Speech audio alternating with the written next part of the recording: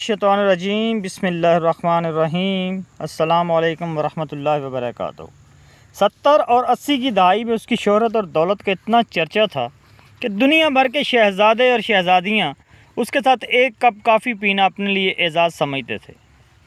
وہ کینیا میں موجود اپنے وسیع و عریض فارم ہاؤس میں چھٹیاں گزار رہا تھا کہ اس کی کم سن بیٹی نے آئس کریم اور چاکلیٹ کی خواہش ظاہر کی تو اس نے اپنا جہاز الف لام میم 747 بما عملہ پیرس بھیجا، جہاں سے آئس کریم خریدنے کے بعد جنیوا سے چاکلیٹ لے کر اسی دن جہاز واپس کینیا پہنچا۔ اس کے ایک دن کا خرچہ $1 ملین تھا۔ London, Paris, new York, Sydney سمیت دنیا کے 12 مہنگے ترین شہروں میں اس کے لگژری محلات تھے۔ اسے عربی نسل کے گھوڑوں کا شوق تھا اور دنیا کے کئی ممالک میں اس کے خاص استبل تھے۔ اس کی دی ہوئی طلاق آج تک دنیا کی مہنگی ترین طلاق سمجھی جاتی ہے، جب اس نے $875 ملین اپنی امریکی بیوی کے منہ پر مارے اور اسے طلاق دے دی۔ اس کی ملکیت میں جو یاٹ تھی وہ اپنے دور کی سب سے بڑی یاٹ تھی، جو اس وقت بادشاہوں کو بھی نصیب نہ تھی۔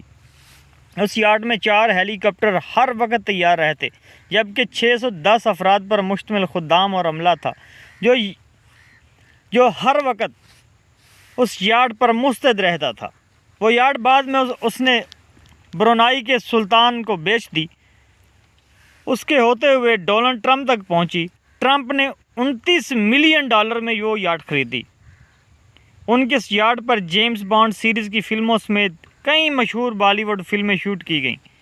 اپنی 50ویں سالگرہ پر اس نے اسپین کے ساحل پر دنیا کی مہنگی ترین پارٹی دی، جس میں دنیا کی 400 معروف شخصیات نے 5 دن تک خوب مستی کی۔ امریکی صدر رچرڈ نکسن کی بیٹی کی ایک مسکراہٹ پر اس شخص نے 60,000 پاؤنڈ مالیت کا طلائی ہار قربان کر دیا۔ اسلحے کا سب سے بڑا سوداگر تھا۔ ملکوں کے درمیان وہ اسلحے کی ڈیل اور معاہدے کراتا تھا۔ سعودی عرب اور برطانیہ کے درمیان اس نے $20 ارب کے معاہدے کروائے۔ شراب اور شباب اس کی کمزوری تھی۔ 4 جائز اور 8 ناجائز بیگمات اس کے عقد میں تھیں۔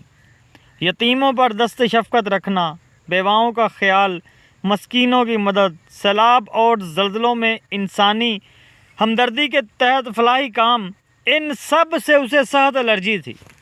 اور اس کا یہ جملہ مشہور ہے کہ آدم علیہ السلام نے اپنی اولاد کی کفالت کی ذمہ داری مجھے نہیں سونپی۔ 80 کی دہائی میں وہ $40 ارب کے اثاثوں کا مالک تھا۔ پھر آہستہ آہستہ اللہ تعالیٰ نے اس کی رسی کھینچ لی۔ اب تنزل اور انحطاط کی طرف اس کا سفر شروع ہوا۔ اربوں ڈالرز کی مالیت کے اس کے ہیرے سمندر میں ڈوب گئے۔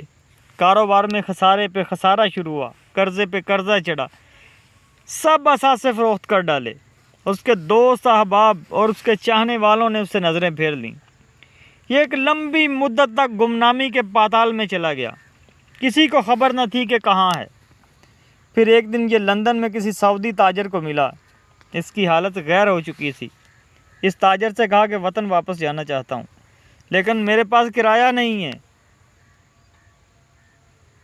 وطن واپس جانا چاہتا ہوں لیکن جیب میں پھوٹی کوڑی نہیں ہے۔ اس سعودی تاجر نے اکانومی کلاس کا ٹکٹ خرید کر اسے دیا اور یہ جملہ کہا کہ اے عدنان، اللہ تعالیٰ نے فقیروں اور غریبوں پر مال خرچ کرنے اور صدقے کا حکم دیا ہے، اور یہ ٹکٹ بھی صدقہ ہے۔ اپنے دور کا یہ کھرب پتی شخص صدقے کی ٹکٹ پر عام مسافروں کے ساتھ جہاز میں بیٹھ کر جدہ پہنچا۔ اس ارب پتی تاجر کا نام عدنان خاشقجی تھا۔ یہ عرب نژاد ترکی تھا اور اس کی پیدائش مکہ مکرمہ میں ہوئی تھی۔ اس کا والد شاہی طبیب تھا۔ یہ شخص ترکی میں قتل ہونے والے صحافی جمال خاشقجی کا چچا تھا۔ 2017 میں ان کا انتقال ہوا۔ میں نے جب اس شخص کی زندگی کا مطالعہ کیا، یقین کیجئے میں ہل کر رہ گیا۔ اللہ تعالیٰ کے انصاف پر میرا ایمان مزید پختہ ہو گیا۔ یاد رکھیں، آپ جتنے بھی طاقتور ہیں، آپ جتنے بھی ثروت مند ہیں، اللہ تعالیٰ کے آگے بہت کمزور ہیں۔ اپنی دولت اور طاقت کو کبھی بغاوت کے لیے استعمال نہ کرنا۔ اللہ تعالیٰ کی پکڑ بڑی سخت ہے۔ رسول اکرم صلی اللہ علیہ وآلہ وسلم ہمیشہ زوال نعمت سے اللہ تعالیٰ کی پناہ مانگتے تھے۔ آپ نے قارون، حامان، فرعون کے تو قصے سنے ہیں کہ جو کہ بہت ماضی بعید کے قصے ہیں، بہت پرانے قصے ہیں، مگر یہ کہانی آج کے ہمارے دور کی ہے۔